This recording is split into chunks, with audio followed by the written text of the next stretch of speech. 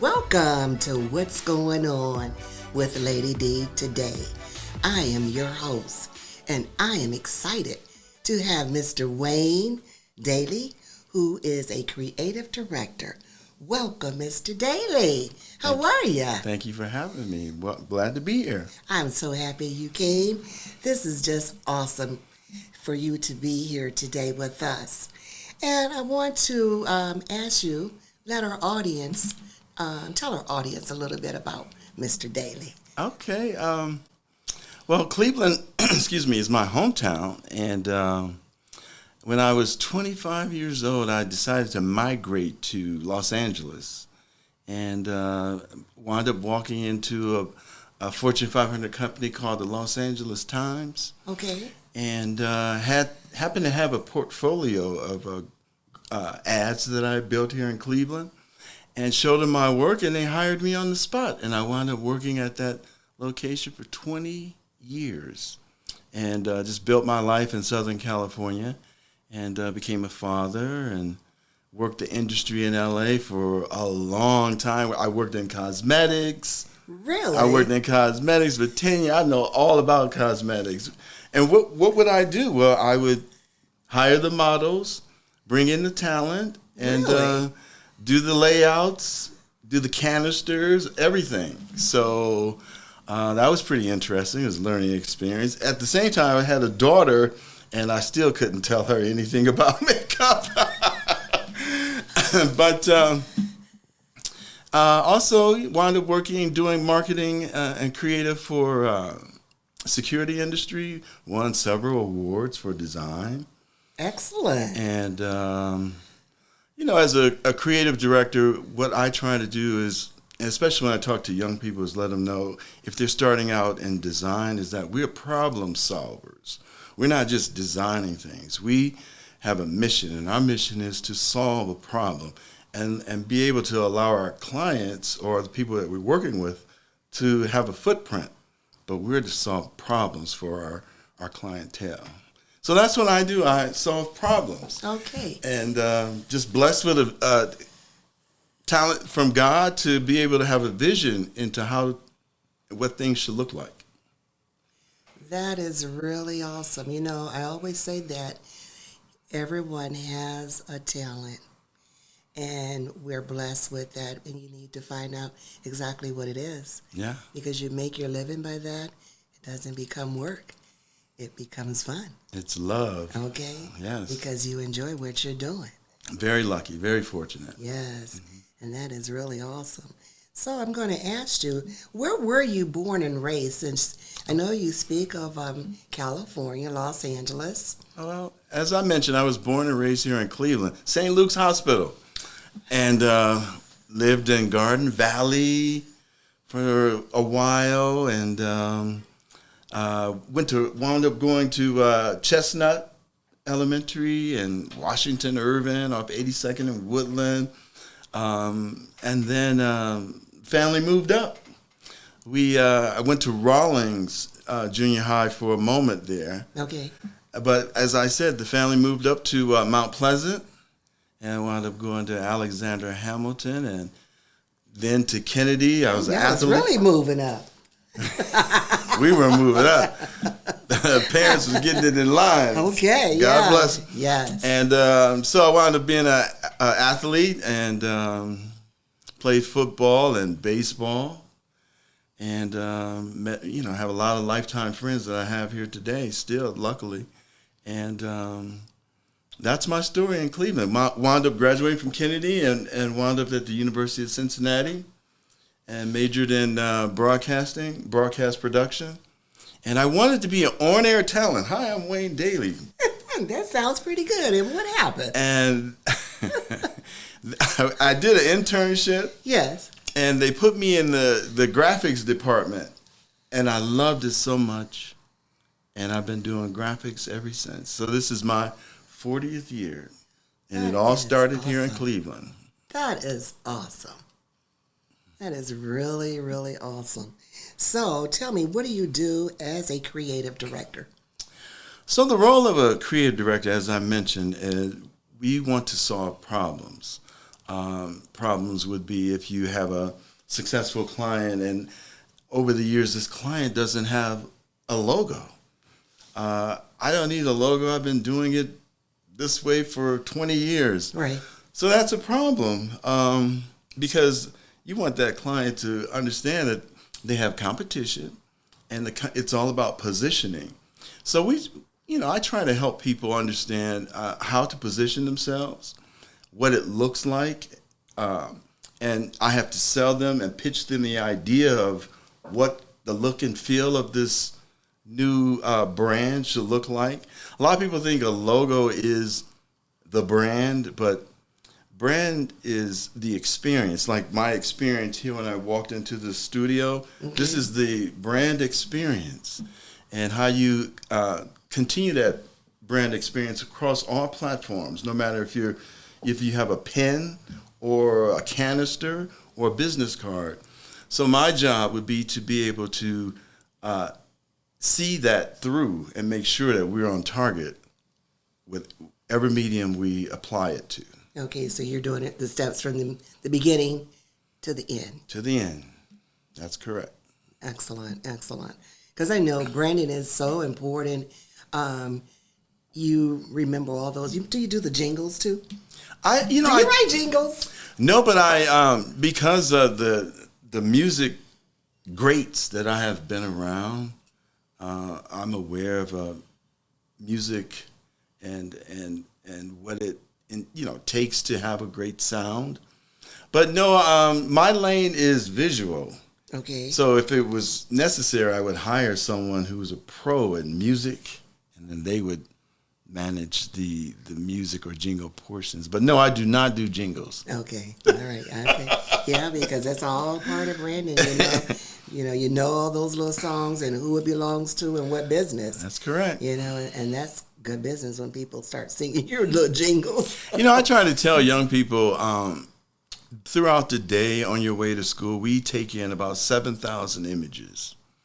And if you're going to be in this world that we operate in as graphic designers, art directors, and creative directors, you have to take in those images subconsciously and start building a catalog so that when it's your turn to plan, you plan before you create. So I try to instill that in young people to remember a lot of the things you're looking at, whether it's broadcast, print, or online. You have to catalog these inspirations so that you can easily do your job better. Excellent. That makes sense. So now tell me, what advice would you give someone who is interested in becoming a graphic designer? How long does it take for them to go and get this education? What's all involved in that? Well, it's all about interpretation and ad-libbing and being able to separate yourself from let's say your classmates. And it starts really in school. Ideally, if you really want to pursue graphic design or production art, you have to, and I didn't apply this to myself growing up. I mean, I literally crawled out of high school. And that's why I'm a big proponent of buckle down and accomplish getting out of high school and paying attention to what it takes to be successful, because this is your first step in life, is being successful in school. So I'm a big proponent of that, and I would say also focus in on your math and your ability to write. These are components of being a great designer that you need to be able to understand and be able to contribute along the way in your development. Usually it takes about, a 4-year school will suffice for you after you get out of high school. But 2 years is good enough. Okay. You can go 2 years and then start networking and if you're a kid in high school, start building your school's flyers, work on the yearbook so that you can start building an understanding of working with people, understanding that your idea is not always the best idea, and most importantly, being able to accept criticism so that you can rebuild that idea that you proposed and embellish it so that it's to the best advantage of everyone. Yeah, because when we were coming along, they offered graphic design classes. Yeah. I don't know if they have that anymore in schools. Some schools have it and some schools don't. I'm finding out. It depends. Since I've been here in Cleveland the last almost 6 years, I've had the opportunity to go to North Tech and a couple other schools with a program called Reading RAM. Okay. And be able to teach the kids how to take their reports or essays and turn them into books. Really? Yeah. Let's talk about that. So, a lot of kids, they would push back on the idea. What are you talking about? If I show them a book, I'm not going to be able to do that. I'm like, you will, working with me. I'm going to show you how to do it. Okay. And so I give them since the work is already done, meaning they've already written it and submitted it to their teacher, the teacher gives you leeway to go ahead and show them how to turn that report into maybe a pitch deck, and or a book. So I go through the entire process with them, from concept through finishing their final product. And they have a little paperback book. That is so nice. Now that is really nice. That's unique. That's very unique that they can learn that at an early age, because I know when you're young, your brain, there's your imagination. Yeah. And it's free flowing. And it can just go. You can go wherever, and it takes you to different heights. So being able to learn that, how to expand that, makes it all the better. Of course, kids will say, oh, one more thing to learn. I'm like, your brain has the capacity to take in a whole lot of information. I'm just giving you a little bit here that'll help you along the way. So when you go to the next level in school or college, you can really perform at a high level. Just follow these steps, How do you make it exciting for them? Well, I challenge them, number one. Okay. And I try to gauge who has an interest. Of course, the kids always want to work on a computer, but, as I mentioned earlier, I'm more of, no, we're going to plan this out. So the planning part of it is a challenge. It's very simple, it's a cover, a table of contents, what's going to be your content throughout the book. And I go, well, wow. Yes, it's that simple. You just have to structure and organize your thoughts, and you're able to do it. So it's almost like needing how to teach them how to organize their life. Yeah, exactly. We need to know how to do those steps to make your life much more productive and getting the best out of it. We're solving another problem. Exactly. It's a problem. I used to tell my daughter, your job is to go to school. And your paycheck is your grades. She would look at me and go, what are you talking about, Dad? And then when she graduated from high school and she got her offer, and she was so amazed that, a $200,000 offer. I'm like, see there? She goes, you were right. You were right. And she utilized those skill sets all the way through. She finished school on time. And she's just doing great right now. I'm so proud of her. That is awesome. What is she doing now? She is she works in HR for a website company in Manhattan, but she works remote. She does all the communications for this organization, and they have clients. They have 25,000 clients all over the world. So she manages all the communications for this organization. Well, it sounds like somebody did a good job. Great dad you are, okay? I had her on my lap, and while I was doing my work as a kid. So are you a single parent dad? I was a single parent dad. The mom went a different direction. That's okay. And but I'm from Cleveland. This is all going on in LA, and I'm from Cleveland. I can manage this. And I remember my dad going in a different way and my mom never leaving us. And that's what happened with me. No, you can stay with me and we're going to see this through.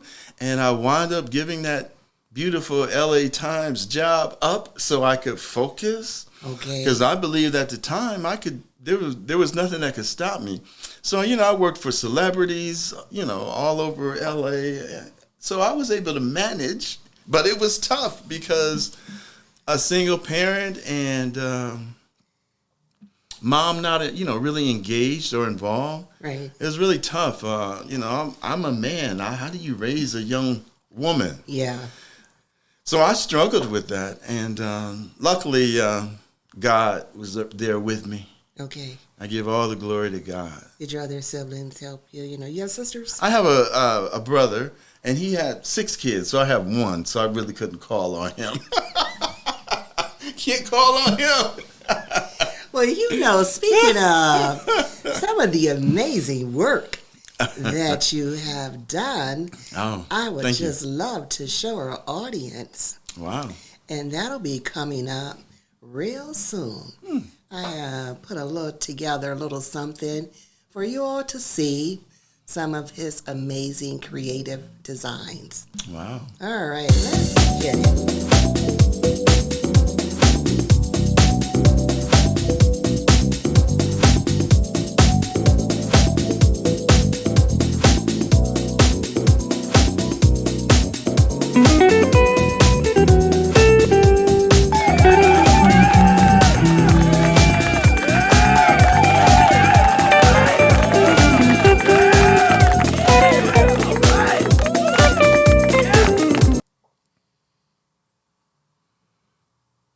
So now, tell me, what's your niche as a creative director?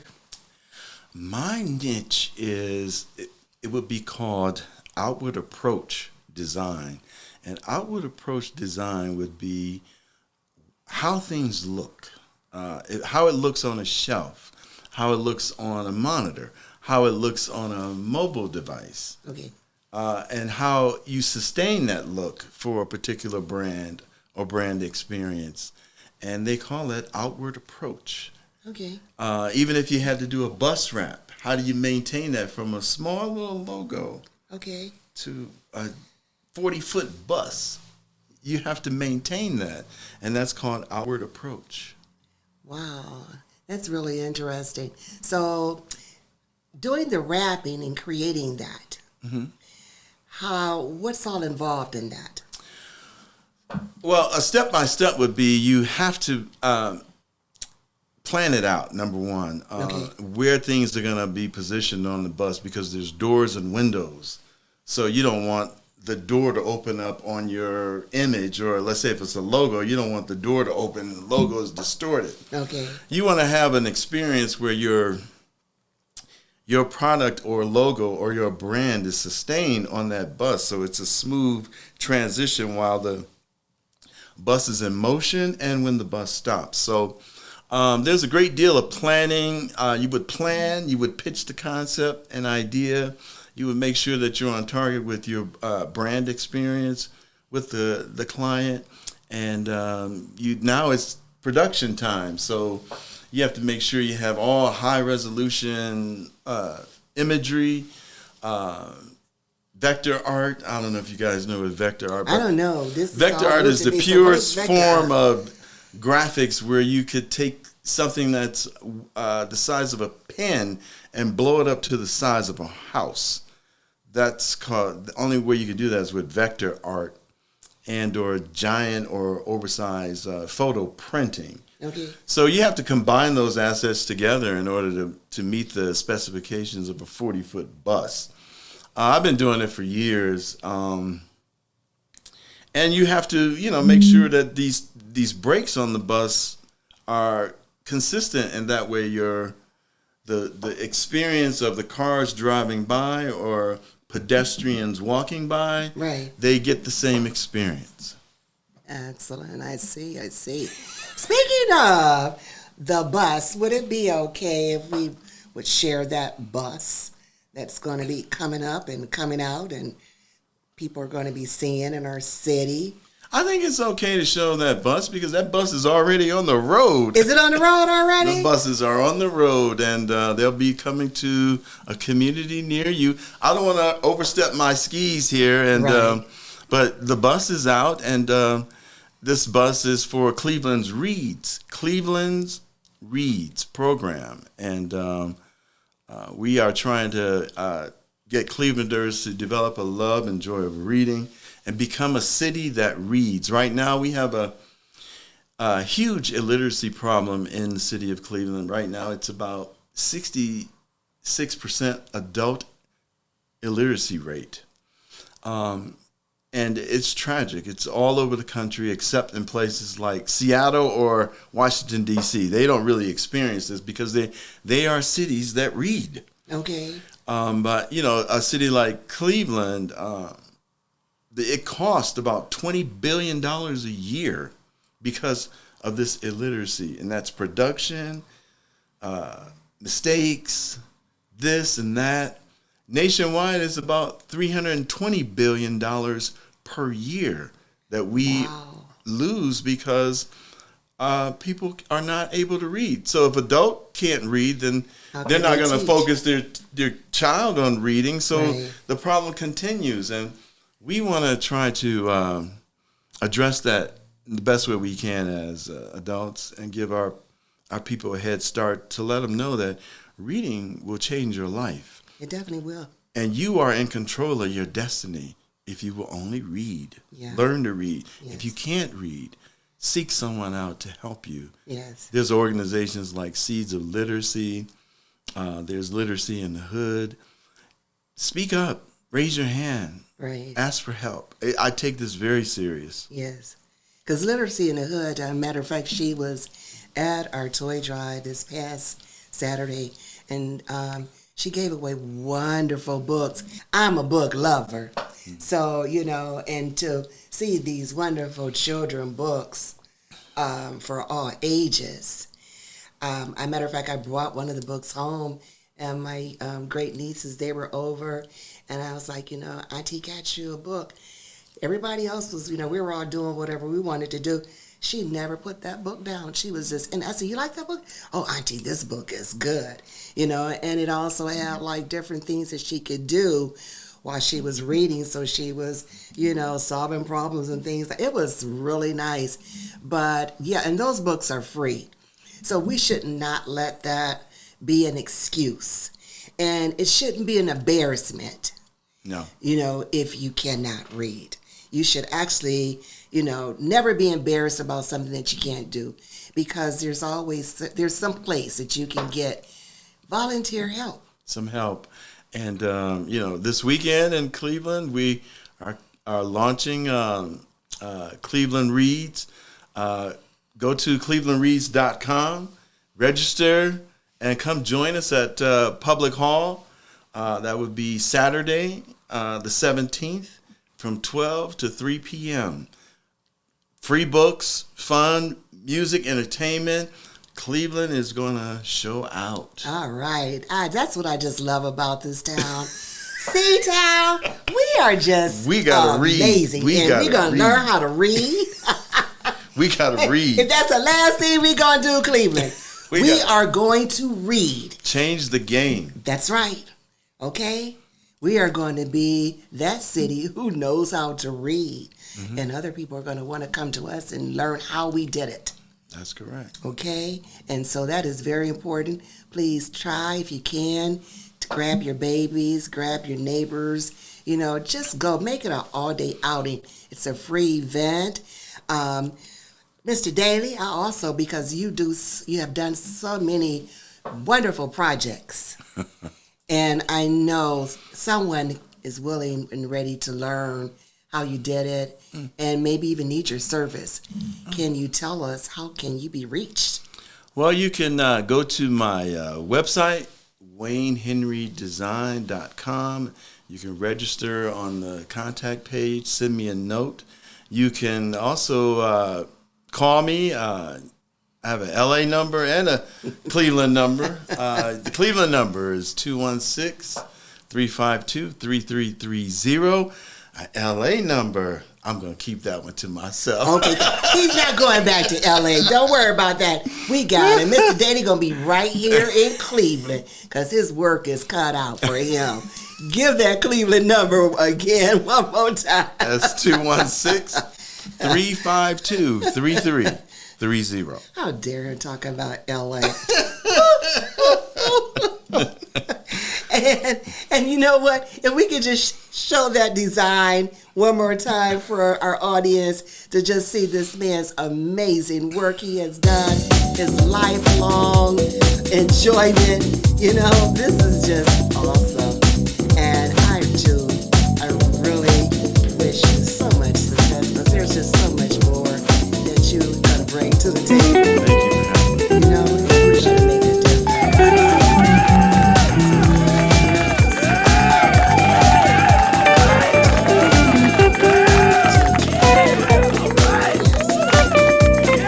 Our generation were the first to benefit from that civil rights movement.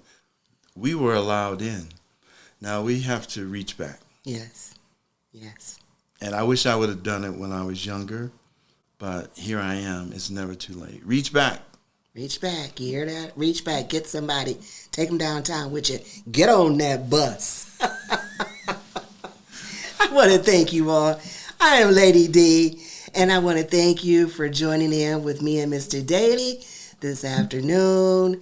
And if you like what you see on this show and want to be a guest, please call me, 216-571-2235. I am Lady D, your host. Have an awesome day.